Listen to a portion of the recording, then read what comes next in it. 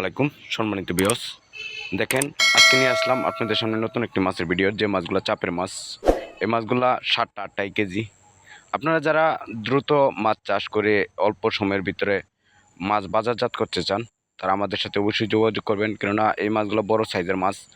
এই মাছগুলো অল্প সময়ের ভিতরে আপনারা চাইলে বাজারজাত করতে পারবেন। এই মাছগুলো 7 থেকে 8 কেজি। এই মাছগুলো যদি আপনারা 4 মাছ চাষ করতে পারেন, তাহলে 2 কেজি প্লাস বানিয়ে বিক্রি করতে পারবেন। তো এখনই দেরি না করে আমাদের স্ক্রিনে দেওয়া নাম্বারে কল করে অর্ডার করতে পারেন। তো এই মাছগুলো কীভাবে চাষ করুন সেই বিষয়ে আলোচনা করব। তো ভিডিওটা না টেনে পুরো ভিডিওটুকু দেখবেন, কেননা ভিডিওতে কিছু গুরুত্বপূর্ণ কথা বলা হয়, সেই কথাগুলো শুনলে আশা করি একটা চাষির অবশ্যই লাভ হবে।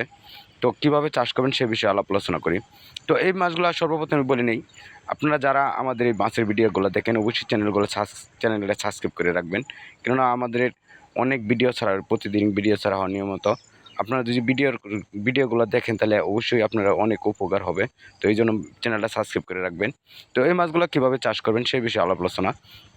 তো আপনারা এই মাছগুলো চাষ করবেন প্রতি শতাংশে 150 পিস করে মাছ, মানে মিশ্র মাছ 150 পিস করে আপনারা চাইলে এই মাছগুলো চাষ করতে পারবেন। 150 পিসের মধ্যে যে কোনো ধরেন রুই, মৃগেল, কাতল, গ্লাস কাপ সকল প্রকার মাছেই মিলাইয়া তারপর হলো 150 পিস মাছ।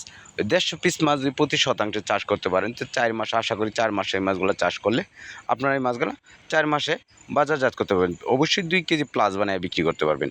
তো এইভাবে আমরা যেভাবে বলছি সেভাবে আপনারা অবশ্যই চাষ করবেন।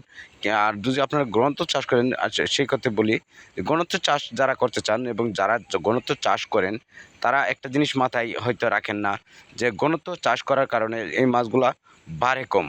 এই মাছগুলো বাড়ে কম এবং না বাড়ার কারণে অনেকেই বলে যে ভাই আমাদের মাছ তো আমরা 8 মাস 10 মাস পালতাছি, কিন্তু আমাদের মাছ এখনও 500 গ্রাম হয় নাই। ভাই এই জন্য বলবো যে আপনারা মাছ সর্বপ্রথম একটি কাজ করবেন, সেই কাজটা হলো যে আপনারা প্রতি শতাংশে কত পিস মাছ দিতেন অবশ্যই আপনারা হিসাব করে তারপরে মাছগুলো দিবেন।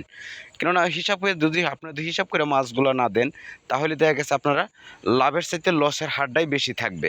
আর হিসাব করে যদি আপনারা চাষ করতে পারেন, অবশ্যই লসের থেকে লাভের হারটাই বেশি থাকবে। এই জন্য আপনাদেরকে সবাইকে বলবো যে আপনারা অবশ্যই হিসাব করে, সব কিছু হিসাব করে তারপরে মাছ চাষ করবেন। ঠিক আছে?